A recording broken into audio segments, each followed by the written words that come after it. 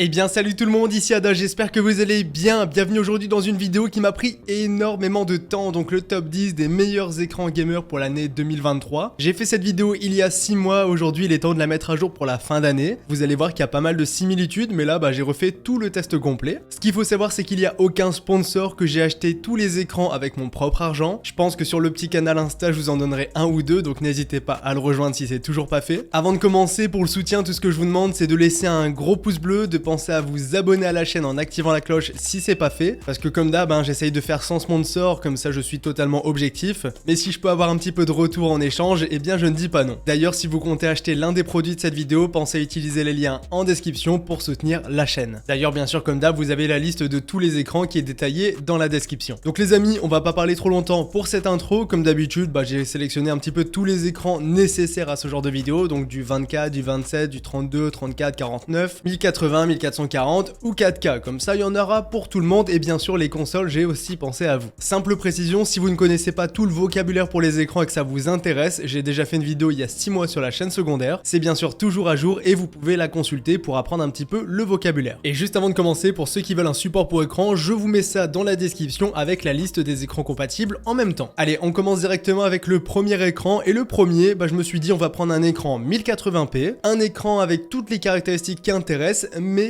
pas cher. Alors la marque de l'écran c'est Korui, vous pouvez un petit peu observer le packaging qui est très basique mais suffisant. Au niveau des specs techniques, on est sur un écran qui fait 24,5 pouces, donc on respecte la taille de 24 pouces environ. C'est un écran Full HD, donc 1080p. Il est équipé d'une dalle VA et un 1 ms de temps de réponse. Et dans la vidéo vocabulaire, je vous ai d'ailleurs précisé qu'il y avait deux types de temps de réponse, le GTG ou le MPRT. Sinon c'est un écran qui peut aller jusqu'à du 170 Hz. Pensez bien sûr à activer tous les paramètres dans Windows et pas uniquement dans les jeux. Et niveau port présent, on a de l'HDMI et du DisplayPort. A noter que le HDMI c'est du 2.0, il sera limité à du 144 Hz, et si vous voulez du 170, il faut utiliser le câble display. Donc cet écran il est vendu à 140 €. Vous voyez qu'il a un pied qui fait un petit peu aspect ergonomique, mais en réalité il n'en est rien, parce que niveau ergonomie c'est du très basique, on peut juste l'incliner. Il n'y a pas de réglage en hauteur, il n'y a pas de réglage sur le côté, il n'y a pas de pivot, rien du tout. Donc dans l'ensemble cet écran est intéressant si vous cherchez le produit le moins cher possible. Par contre je tiens à vous le préciser, pour ce prix là il y a forcément un point faible, et là c'est la dalle, enfin plus précisément les couleurs, parce que c'est vrai que c'est plutôt fade. Donc si vous cherchez un écran bien coloré, notamment pour faire du Photoshop, eh bien passez cet écran et prenez plutôt le suivant. Et même si en général vous aimez bien avoir beaucoup de couleurs, eh bien plutôt oubliez cet écran et prendre celui juste après. Après, si vous cherchez un écran pas cher, prenez celui-ci, normalement vous ne serez pas déçus. Ensuite, deuxième écran pour cette vidéo, cette fois-ci on reste sur un écran 1080p, mais j'ai envie de l'appeler l'écran 1080p parfait entre guillemets. Donc cet écran nous vient de chez BenQ, plus précisément c'est la gamme Mobius, et la référence est le EX240, de toute façon vous l'aurez en description. Donc ici c'est un écran 1080p Full HD, je vous l'ai dit, donc la même chose que le Korui. Niveau de la taille, on est sur du 23,8 pouces, donc à peu près la même taille, il est un tout petit peu plus petit. Celui-ci est équipé d'une dalle IPS, il est aussi équipé des normes HDR, et vraiment au niveau de la dalle, moi j'adore les écrans de chez BenQ, c'est pour ça que je vous les mets d'ailleurs en avant, parce que les écrans sont magnifiques. Pour moi ils font partie des plus beaux écrans en termes de rendu en 1080p, et même en 1440 et 4K, mais ici c'est pas le sujet, on est sur du 1080. Donc si vous cherchez un bel écran avec une belle image et aussi une bonne réactivité, parce qu'on est sur un écran 165 Hz 1 ms, eh bien celui-ci sera vraiment très complet. On est sur un budget de 189 €, donc on rajoutera à peu près 50 €. Mais clairement, si vous avez le budget et que vous hésitez entre le Korui et le BenQ, eh bien laissez-moi vous dire que je vous conseille le BenQ. La référence exacte que j'ai testée est très peu en stock, elle est vendue à 205 €. Ce qui va changer c'est le pied, mais que ce soit le modèle à 190 ou à 205 €, vous aurez un pied ergonomique que vous pouvez régler en hauteur, sur le côté et sur le pivot, pour aussi bien sûr l'incliner. Et aussi j'ai failli oublier, niveau des ports présents, cet écran est aussi bien fourni, il n'y a aucun souci à ce niveau là. Donc si vous cherchez un écran 1080p parfait entre guillemets, c'est celui-ci que j'ai à vous conseiller. Maintenant, dernier écran 1080p de cette vidéo, c'est un écran 240 Hz aussi. Ça pareil, c'est très recherché par la commu en général, parce que c'est des écrans un petit peu plus typés e-sport. Et là je vous en ai mis vraiment un bon rapport qualité-prix, et on est sur un produit de chez AOC. Alors pour avoir tous les écrans avec moi, c'est vrai que AOC ça se compare un petit peu finalement à Korui. Donc au niveau de la fabrication en général, on peut observer des similitudes. On sera sur un écran borderless, des petits rappels rouges, ça on ne peut pas les rater, que ce soit devant ou derrière. Mais au final, quand on regarde un petit peu en détail, le pied il est pas forcément exceptionnel, il est pas vraiment réglable. On peut juste l'incliner, c'est tout. Pareil, il n'y a pas de pivot, il n'y a rien du tout. Mais ça, j'ai envie de vous dire qu'on peut faire des concessions parce que cet écran est super complet. Étant donné qu'on est sur un écran 27 pouces, donc déjà plus grand au niveau de la taille, c'est toujours du du Full HD, il a toujours de l'HDMI, du DisplayPort et tout ça, il n'y a aucun souci. Par contre, il va avoir des avantages. On aura un temps de réponse de 0,5 ms, alors c'est toujours du MPRT. Le MPRT qui prend en compte les technologies de réduction de flou de mouvement comparé au GTG. Mais bon, il n'y en a aucun des deux de parfait, donc à ce niveau-là, on va pas les comparer. 0,5 ms de temps de réponse, 240 Hz aussi au niveau de la fréquence de rafraîchissement, donc ça c'est très bien. Pour jouer, vous allez vraiment sentir une fluidité supplémentaire à condition d'avoir le PC qui suit. Mais généralement, du 240 Hz, c'est sur des jeux un peu e-sport comme Rocket League, Valorant, CSGO par exemple. Donc généralement, ça tourne, il n'y a pas de souci. Sinon, au niveau de la dalle, c'est de l'incurvé, donc on est sur une dalle VA, en tout cas pour le modèle que j'ai acheté. Et niveau du prix, il est vendu à 214 €. Alors cet écran très complet pour son prix, vraiment du 27 pouces 240 Hz à ce prix là, c'est génial. Par contre, je vous le précise, au niveau pareil de la dalle, c'est pas la dalle la plus colorée qui existe. Du coup, au niveau des couleurs, ce sera plutôt fade. Mais de toute façon, vous avez des petites illustrations à la caméra. Si jamais vous voulez un écran 240 Hz mais qui n'est pas incurvé, donc avec une dalle plate, eh bien il y a exactement le même toujours chez AOC. Il y a juste le pied qui va être un petit peu différent, mais mis à part ça, c'est le même écran. Donc voici pour ce qui est des écrans 1080p ou dit Full HD. Donc ça c'est fait pour cette catégorie-ci, une catégorie très demandée, mais maintenant il y en a une autre qui est en train d'émerger et qui est un petit peu le futur qui va bien sûr remplacer le 1080 à force. Donc bien sûr ici c'est le 1440p. Ou alors du Quad HD, ou du WQHD, enfin il y a pas mal de choses à dire. Alors le premier écran, comme d'habitude, j'ai pris le modèle vraiment pas cher pour vous le présenter. Alors ici on est sur un écran de chez Korui de nouveau, un écran qui va faire 27 pouces. Alors ce qu'il faut savoir c'est que les écrans 1440 c'est toujours du 27 pouces. C'est extrêmement rare les produits en 24 pouces 1440 parce que très franchement ça ne sert à rien. Autant prendre du 1080p. Donc ici 27 pouces au niveau de la taille, 144 Hz. Il est équipé d'une dalle VA, mais c'est un écran qui est plat, hein, je le précise, il a juste la dalle VA, c'est un peu dommage. Sinon c'est du WQHD, donc du 2560 par 1440 pour être précis. Et là on parle de pixels par pouce. Il a 1 ms de temps de réponse et pour finir au niveau des ports présents, il y a toujours du DisplayPort et 2 HDMI. Niveau du prix, il est vendu à 205 €. Alors celui-ci, je me suis un petit peu fait avoir au niveau du pied. Je me suis dit ouais, il va avoir un pied assez ergonomique, mais pas du tout. Au final, quand on regarde, on peut pas le faire aller de haut en bas, on peut pas le faire pivoter, on peut juste l'incliner au final de haut en bas, c'est tout. Donc ça c'est à préciser, mais de toute façon, la plupart du temps, on passera sur un support pour écran parce que bien sûr, tous les écrans de cette vidéo sont compatibles. Donc ça les amis, du coup, c'était pour l'écran Korui en 1440. Celui-ci,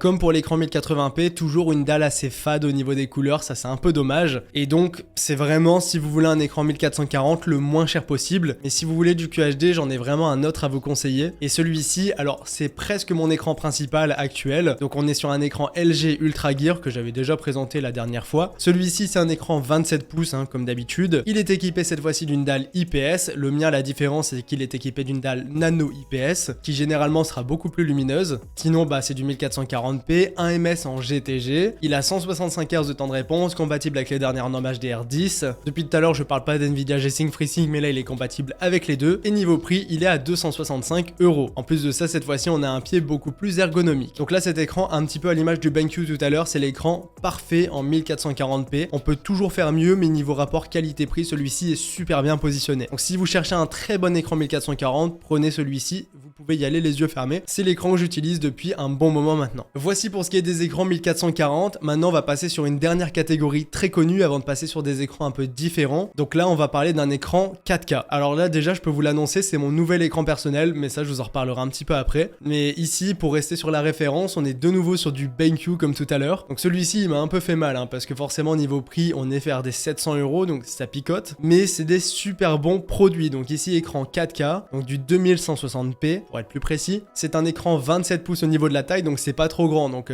autant vous dire que la qualité de l'image est vraiment magnifique. Il y a des détails absolument partout, c'est génial. C'est un écran équipé d'une dalle IPS qui est vraiment magnifique. Sinon, c'est du 144 Hz, 1 ms, HDR600 aussi, donc vraiment l'image elle est folle. Les couleurs aussi, c'est pareil, c'est dingue. Cette fois-ci, on a de l'HDMI 2.1, donc pour les consoles, pareil, je vous en reparle un petit peu après, mais pour les consoles, il n'y a pas de souci. Et aussi, j'ai oublié de vous le présenter tout à l'heure, mais il est équipé d'une télécommande. C'est assez particulier une télécommande pour les écrans PC, mais ça nous permet de régler ça assez facilement, pareil de l'allumer, de l'éteindre. Généralement, quand on joue sur console, c'est vrai que c'est assez pratique. Mais bien sûr, cet écran, moi je vais l'utiliser en tant qu'écran PC, et en plus de ça, moi c'est ce qui me manquait, j'ai pas d'enceinte dans mon bureau, et celui-ci, il a un son premium, et le son pour l'avoir testé, franchement c'est pas mal. Alors bien sûr, ça vaut pas des enceintes Bluetooth, etc. Mais pour un son intégré à un écran, franchement, il est assez bluffant. Mais si vous achetez l'écran, sachez que pour regarder des vidéos, ça sera amplement suffisant. Même pour écouter de la musique en fond, chill, y a pas de souci. Niveau prix du coup, il pique, vraiment ça pique, on est est autour des 700 € pour cet écran. Moi je l'ai payé un petit peu moins cher, je l'ai payé exactement 673 €. Donc ça pique, mais si vous voulez un écran 4K 144 avec une image aussi belle, eh bien c'est un petit peu le prix à payer. Derrière j'ai pas précisé, mais vous l'avez vu de toute façon, l'écran est blanc. Sinon on a un pied super ergonomique. Enfin, l'écran est très complet, c'est l'écran le plus complet que j'ai présenté jusqu'à maintenant. Et c'est tout à fait normal parce que cet écran vaut 700 €, je le répète. Donc voici pour les écrans dits un petit peu classiques. Maintenant j'en ai pas mal d'autres à vous présenter. Je vais faire ça un peu plus vite parce que c'est pas des écrans que j'ai achetés. J'ai encore un écran à vous présenter, notamment pour les consoles. Mais là c'est des écrans que je n'ai pas achetés, mais vous allez voir que c'est des écrans assez quali. Alors directement, premier écran différent, c'est un écran 32 pouces au niveau de la taille. Vous le voyez ici, on est sur du Fox Spirit. Alors là je vous ai mis l'écran pas cher. J'essaie toujours de vous prendre un écran pas cher et un écran un peu plus cher, vous l'avez remarqué je pense. Donc ici du Fox Spirit, voilà, vous voyez c'est vraiment du ultra borderless là,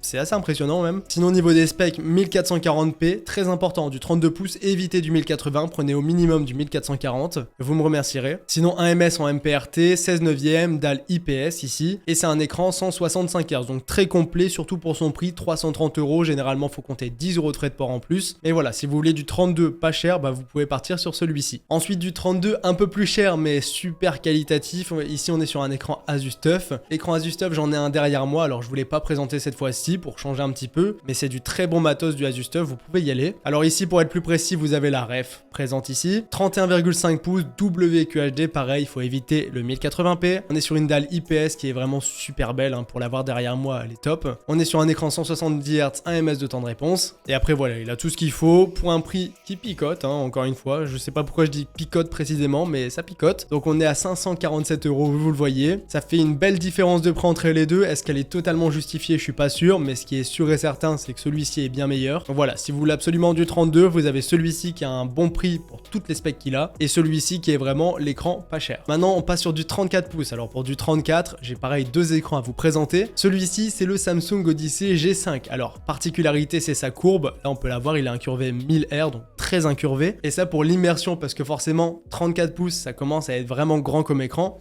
et bien c'est super intéressant. Donc voilà, sachez qu'il sera plus incurvé que les autres celui-ci. Sinon 34 pouces, incurvé 1000 R, voilà c'est écrit là. Alors Samsung, j'aime bien leur dalle, alors forcément la dalle VA c'est pas le top, mais voilà, par rapport au prix de l'écran et tout ça, il y a rien de très choquant. Sinon 34 pouces, 1440p, hein, toujours pas prendre du 1080p en 34 pouces, ça serait une grave erreur. 165 Hz, 1 ms, 2 temps de réponse. Pour un prix total de 388 €, ça c'est pour le premier écran 34 pouces de cette vidéo. Sinon là c'est le craquage absolu, le prix n'a rien à voir, mais les specs non plus finalement. Donc ici pareil, du 34 pouces, un écran LG Ultra Gear, vous pouvez le reconnaître juste ici. Voilà un petit peu à quoi ça ressemble, vous voyez qu'on a un pied assez mastoc, hein, quand même. Donc ça c'est pour le design de l'écran, et sinon regardez moi ces specs elles sont incroyables vraiment. Donc 34 pouces, dalle nano IPS, donc c'est la dalle que j'ai devant moi sauf que c'est un écran plus petit, 1440p toujours, 1 ms en GTG, 144 Hz qui peut monter à 160 Hz, et sinon on a tout ce qu'il faut juste ici niveau des options, niveau des normes, etc. Niveau prix 700 €, voilà, je vous fais pas le schéma, hein. Là on est à 388, là on est passé à 700, il y a une belle différence de prix. Encore une fois, comme pour les 32 pouces, est-ce que c'est justifié? Je sais pas vraiment, parce qu'en soi celui-ci est très bien aussi, mais voilà, moi je vous ai mis aussi l'écran parfait pour ceux qui n'ont pas forcément de budget mais qui veulent du 34 pouces. Et ensuite les amis, pour finir cette vidéo avant de parler des écrans consoles, et bien ici Samsung Odyssey G9. Donc là regardez un petit peu la taille de cet écran, alors c'est pareil, lui est incurvé 1000 R, il a bien baissé niveau prix, hein. C'est pour ça que je vous ai mis celui-ci là, ça fait plaisir, on l'a en dessous des 1000 €, c'est normalement il vaut 1500 €, enfin avant, il était tombé vers 1003 et là il est en dessous des 1000 €, donc ça régale. Donc sinon cet écran très complet, dalle VA, attention c'est 49 pouces, 49 pouces ça équivaut à 120 cm, donc faites bien attention à avoir le bureau qu'il faut. Sinon c'est du 1440 toujours, mais cette fois-ci on est sur un écran 240 Hz, donc ça fait super plaisir. 1 ms de temps de réponse, HDR 1000 aussi, c'est génial. Et prix 969 €, ce qui est au final le prix de l'ancienne référence, donc c'était le C49 pour être précis. Le C49 je le possède, enfin il est stocké, hein, maintenant je ne l'ai plus dans mon setup, mais j'en possède un et il se ressemble beaucoup, sauf qu'il est beaucoup moins incurvé. Maintenant aussi, avant de vous présenter les écrans consoles, j'ai ma sélection personnelle, les écrans que je garde pour moi pour cette année. Et bien mon écran principal, sans surprise, je le remplace, donc le LG Ultra Gear va changer pour l'écran 4K de chez BenQ avec la petite télécommande. Donc celui-ci c'est vraiment un super coup de cœur, vraiment j'ai adoré l'utiliser. Et forcément, comme je prends un écran BenQ en écran principal, mon écran secondaire ça va être l'écran BenQ aussi, mais 1080p. Donc voilà, je change d'écran pour cette année et franchement ça c'est des merveilles, je suis super content de cette trouvaille. Et donc si vous voulez mes écrans préférés de cette vidéo, c'est ces deux références-ci tout simplement. Donc ça les amis, c'était pour ma sélection sélection d'écran PC. Maintenant, je vais adapter cette sélection pour les consoles, vous sélectionnez quelques références pour jouer sur console. Ah oui, et juste avant les consoles, j'ai quand même sélectionné un écran secondaire pour ceux qui veulent prendre un écran principal et ajouter un petit écran sur le côté. Donc ici, j'ai pris un écran 24 pouces de chez Korui. C'est un écran 75 Hz, Full HD très classique. Il est équipé d'une dalle IPS, mais franchement, ça se voit pas trop, parce que pareil, les couleurs sont assez fades, surtout pour une dalle IPS. Mais voilà, ça vaut à peu près 100 € et pour de l'écran secondaire, c'est amplement suffisant. Alors premièrement, les consoles, maintenant que ce soit Series X ou PS5, ils sont compatibles 1080, 1440 ou 4K. Donc au moins à ce niveau-là, il n'y a aucun souci. Mais bien sûr, pour profiter de la 4K 120 par exemple, il faut de l'HDMI 2.1, c'est nécessaire. Mais après, si vous comptez rester en 1080 ou 1440, l'HDMI 2.1 n'est pas obligatoire. Alors ici, premier écran que je vous conseillerais, c'est l'écran BenQ 1080p. Celui-ci 190 € si vous n'avez pas trop de budget, il est pas très grand mais ça peut faire le taf. Ensuite, si vous voulez un écran plutôt 1440p, ici j'aurais plutôt tendance à vous conseiller l'écran LG Ultra Gear. Donc celui-ci, voilà, c'est pour profiter de la résolution d'au-dessus tout en gardant une qualité d'image vraiment magnifique. Ici, je répète qu'il est à 265 € actuellement. Par contre, précision, cet écran est équipé d'HDMI 2.0 et non pas 2.1, donc on peut bien se mettre en 1440p. Par contre, on ne peut pas se mettre en 1440p 120 images par seconde, on sera limité à 60. Et les écrans QHD équipés d'HDMI 2.1, c'est assez rare, la plupart du temps c'est sur les écrans 4K ou des écrans 32-34 pouces, enfin des écrans vraiment haut de gamme. Je vais quand même essayer d'en trouver un, mais c'est pas gagné. Sinon bien sûr l'écran au top pour profiter d'une console, c'est de partir sur du 4K, donc ici l'écran BenQ, écran qui est maintenant mon écran principal, équipé d'un HDMI 2.1. Donc celui-ci, voilà, je l'ai testé, il n'y a aucun souci, vous pouvez vous en servir. Donc parmi ma sélection, voilà, j'ai envie de rester sur des écrans standards en 16/9. Et maintenant si vous voulez un écran plus grand, là on va passer sur une télé, et ça tombe bien parce que j'en ai acheté une justement pour profiter de la Xbox Series X, parce que moi j'ai la Xbox, mais bien sûr la PS5, il n'y aura aucun souci. Donc la télé ici, alors forcément ça fait un trou dans le portefeuille, mais pour l'avoir acheté il y a quelques mois et je la teste depuis un moment maintenant, eh bien je peux vous dire que je vous la recommande les yeux fermés, c'est un super bon produit. Donc ici on est sur un produit de chez LG avec une très belle dalle OLED. Niveau de la taille de l'écran, il y en a beaucoup qui existent. De mon côté j'ai pris une 140 cm, donc 55 pouces. Faut savoir qu'elle existe aussi en format plus grand, pour ceux que ça intéresse, vous l'aurez en description. Sinon cette télé, il y a tout ce qu'il faut, vraiment il y a tout ce qu'il faut, il y a surtout du 120 Hz pour profiter du 4K 120 pour les consoles, et même quand on regarde la télé, quand on regarde des films, c'est super immersif. Donc cette télé, dites-vous pas que vous l'achetez uniquement pour jouer à la console, ça serait dommage. Donc si vous prenez ça, vous achetez un beau produit qui va vraiment bien passer dans le salon parce qu'elle est super fine. En plus de ça, elle a une superbe image pour tous les jours, et une fois que vous êtes tranquille et que vous pouvez jouer, eh bien ça se transforme en vrai moniteur gaming, parce que là vous avez du 4K 120 et une super belle image, la belle fluidité et surtout du OLED. Et franchement, de jouer sur OLED, c'est quelque chose, essayez si vous avez l'occasion, parce que vraiment c'est une merveille. Niveau du prix, ça peut un peu varier, généralement on peut au moins la trouver vers 1200 €, et des fois il y a des petites promos, genre une fois elle était à 1090 €. J'essaye de vous trouver le meilleur prix et je vous le mets dans la description. Donc voilà les amis, maintenant j'en ai terminé avec cette vidéo, vous connaissez absolument tout. Alors je suis pas rentré dans absolument tous les détails, j'ai pas donné toutes les caractéristiques techniques de tous les écrans, mais c'était un petit peu voulu pour pas trop traîner dans la vidéo. Et sinon les amis, j'espère vous avoir aidé, n'oubliez pas le pouce bleu, vous avez les liens en description. C'était Yadanz, à très bientôt pour de nouvelles vidéos. Salut tout le monde.